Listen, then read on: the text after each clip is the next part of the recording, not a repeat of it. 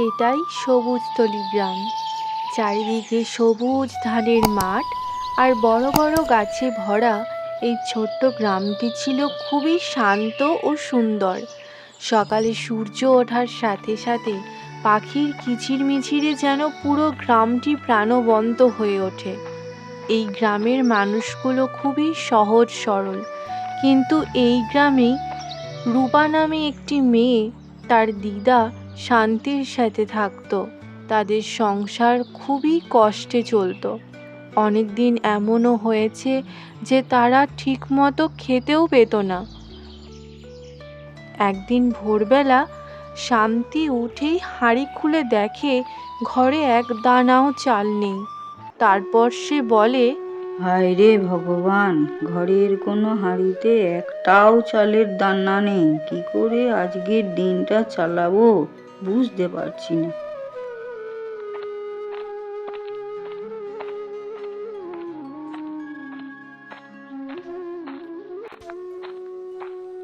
দিদা, আমি সব শুনেছি গো। ঘরের কোনো হাঁড়িতেই একটাও চালের দানা নেই। তুমি চিন্তা করো না দিদা, আমার খিদে পায়নি। আর দিদা, আমি আছি তো। আমি আজ একটু তাড়াতাড়ি জঙ্গলে যাব, বেশি করে কাঠ কেটে বাজারে বিক্রি করব। তারপর চাল ডাল সব কিনে নিয়ে আসবো। মারে, তুই এত ছোট হয়েও এত বড় দায়িত্ব নিয়েছিস। আমি চাই তুই সুখে থাকিস, কিন্তু ভাগ্য আমাদের এত কষ্ট দিচ্ছে। আমি চাইলো যে তোকে সুখে রাখতে পারছি না মা। দিদা, তুমি চিন্তা করো না। একদিন আমাদেরও ভালো দিন আসবে। সেদিন তুমি আর আমি দুজনেই ভালো থাকবো। তোর কথাই যেন সত্যি হয় দিদি ভাই। ভগবান যেন তোর ইচ্ছা পূরণ করেন। দিদা, আমি আর দেরি করব না, না হলে জঙ্গলে যেতেও যে খুব দেরি হয়ে যাবে। বেশ দিদি ভাই, তুই তাহলে আর দেরি করিস না। আমি তোর জন্য পাশের বাড়ি থেকে কটা চাল চেয়ে নিয়ে আসবো, আর পুকুর পাড় থেকে কটা শাক তুলে আনবো। তুই যা দিদি ভাই।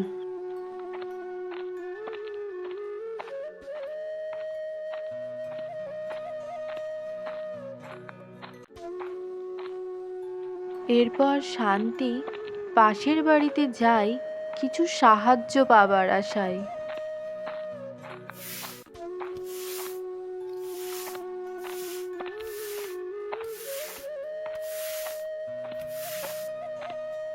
আরে শান্তি কাকি, তুমি এসেছো? কেমন আছো গো তুমি? কদিন ধরে এদিকে আসছো না। আর বাইরে বেরুতে ভালো লাগে না রে মা। এত অভাব আর সহ্য হয় না। তা মা, আমাকে কিছু চাল এনে দিতে পারবি? ঘরে যে কোনো খাবার নেই। বড় অসহায় হয়ে এসেছি তোর কাছে। এমন করে বলো না কাকি, আমি এক্ষুনি চাল নিয়ে আসছি।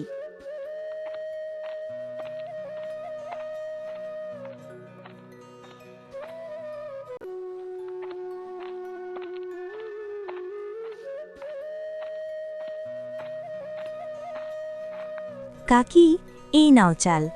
তোমাকে যে কটা আনাজ দেব সেটাও হবে না। আমাদের ঘরে আনাজ যে নেই। আনাজ লাগবে না রে মা। এই চাল দিয়ে তুই অনেক বড় উপকার করলি। আমি এখন আসি রে মা। সাবধানে যাও কাকি, আর কিছু লাগলে বলো। অবশেষে শান্তি পাশের বাড়ি কমলার কাছে কিছু চাল পেয়ে খুশি মনে বাড়ি গেল। আর ওদিকে রূপা গেল জঙ্গলে কাঠ পাবার আশায়।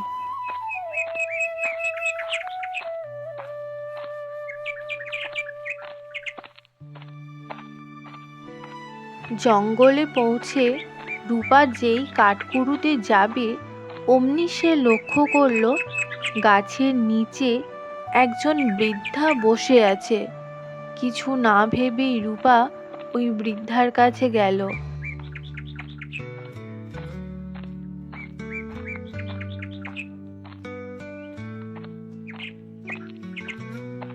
ঠাকুমা, তুমি এখানে একা বসে আছো কেন গো? তোমার কি শরীর খারাপ? মারে, আমি অনেক দূর থেকে হেঁটে এসেছি। আমার কাছে কোনো খাবার নেই। অনেকক্ষণ কিছু না খেয়ে থাকায় শরীর বড়ই দুর্বল, তাই এই গাছের নিচে বসে আছি। বৃদ্ধা ঠাকুমার কথা শুনে রূপার খুব কষ্ট হলো, কারণ রূপা যেমন সাহসী ছিল তেমনি তার মনটা ছিল খুবই নরম। ছোট্ট রূপা তখন চিন্তা করলো তার কাছেও তো একটি রুটি পড়ে আছে। তখন সে সেই রুটিটি ঠাকুমাকে দিতে গেল আর বলল, ঠাকুমা, আমার কাছে বেশি কিছু নেই, তবে একটা রুটি আছে, তুমি বরং এটাই খেয়ে নাও।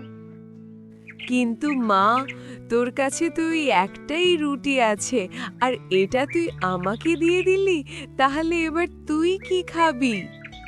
তুমি আমার কথা ভেবো না গো ঠাকুমা, আমি পরে কিছু একটা জোগাড় করে খেয়ে নেব। রূপা বৃদ্ধা ঠাকুমাকে ওই রুটিটি দিল, আর বৃদ্ধা ঠাকুমা রুটিটি রূপার কাছ থেকে নিল আর অবাক হয়ে রূপাকে দেখতে লাগলো। মারি, তোর মনটা সত্যিই খুব ভালো। তুই নিজের কথা না ভেবে আমাকে খাবার দিলি, তাই আমিও তোকে একটা উপহার দিতে চাই। ঠাকুমা, এটা তো খুব চকচক করছে, এটা তো সোনার কলস, এটা নিয়ে আমি কি করব?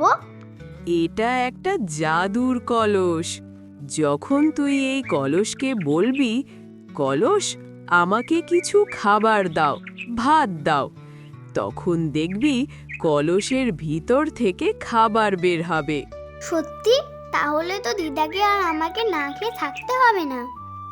হ্যাঁ রে মা, কিন্তু মনে রাখিস কখনো লোভ করবি না। যতটুকু তোর দরকার হবে ততটুকুই চাইবে। আমি তোমার কথা মনে রাখবো। তোমাকে অনেক ধন্যবাদ ঠাকুমা। এরপর রূপা ওই জাদুর কলসটি নিয়ে তার বাড়ির দিকে রওনা দিল।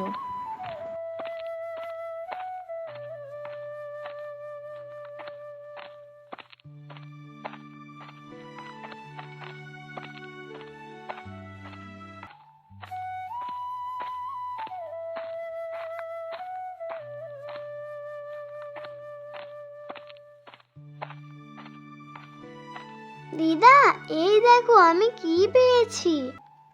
এটা তো সোনার কলস, তুই এটা কোথা থেকে আনলি? তখন রূপা তার দিদাকে ওই জাদুর কলস পাওয়ার সমস্ত ঘটনা খুলে বলল। সত্যি বলছিস রে মা? তাহলে দেখি তো এটা কেমন জাদুর কলস।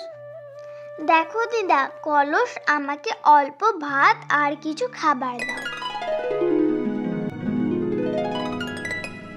হে ভগবান, এটা তো সত্যিই জাদুর কলস, আমাদের আর কোনো কষ্ট হবে না। জাদুর কলস পেয়ে রূপা ও তার দিদা খুবই খুশি হয়ে গেল, কিন্তু তাদের খুশি সহ্য করতে পারল না পাশের বাড়ির সরলা। সরলা ছিল খুবই লোভী মহিলা ও স্বার্থপর। সে লোভ করে অনেক মানুষের ক্ষতি করেছে, আর রূপা ও তার দিদার সব কথা সে আড়াল থেকে শুনছিল।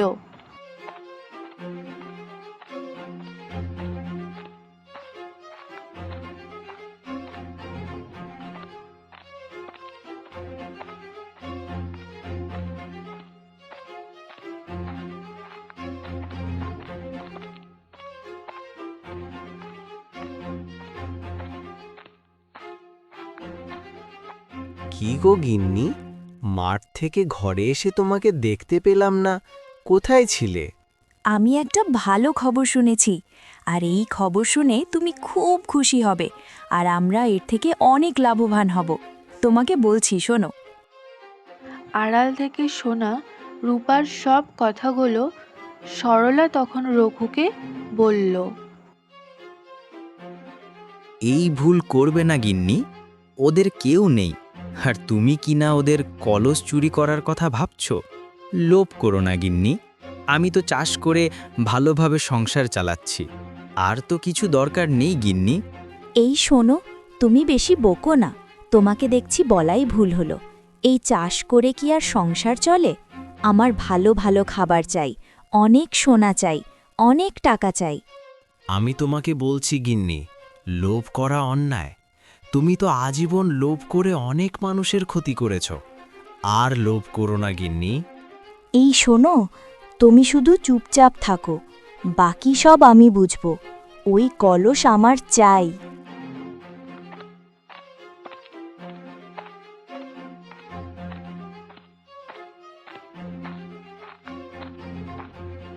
আমার মন বলছে তুমি এবার লোভের শাস্তি পাবে, আর তারপরেই তুমি শুধরে যাবে।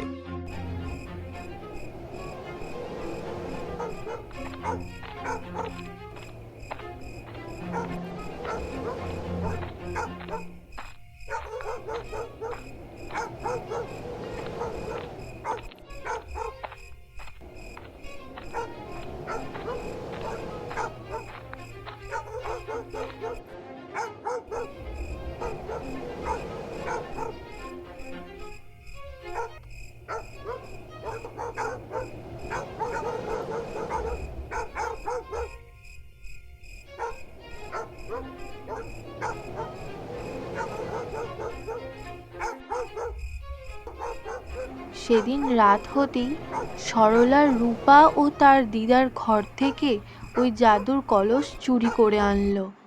আর পরের দিন সকাল হতেই সরলা লোভ সামলাতে না পেরে জাদুর কলস নিয়ে বলল, এবার আমি অনেক কিছু চাইব, কিন্তু তার আগে আমি রূপার মতো কিছু ভাত চাই।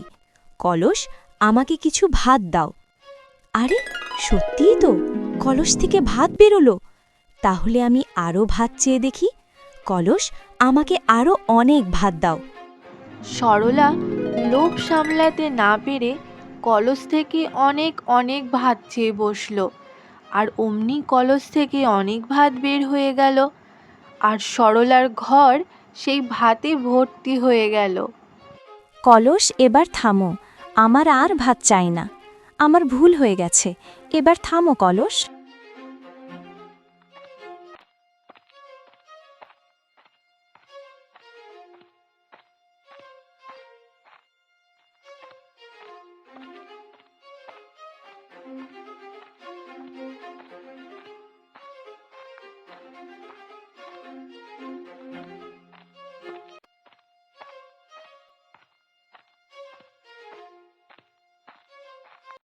রূপা মারে, আমি অনেক বড় ভুল করে ফেলেছি।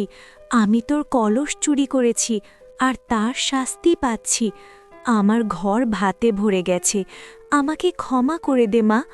আমি তোকে কথা দিচ্ছি মা, আর কোনো দিন লোভ করব না, আর কোনো মানুষের ক্ষতি করব না। সরলা কাকি, তুমি নিজের ভুল বুঝতে পেরেছো, তাই আমিও তোমাকে ক্ষমা করে দিলাম। তুমি আর কোনোদিন লোভ করো না গো।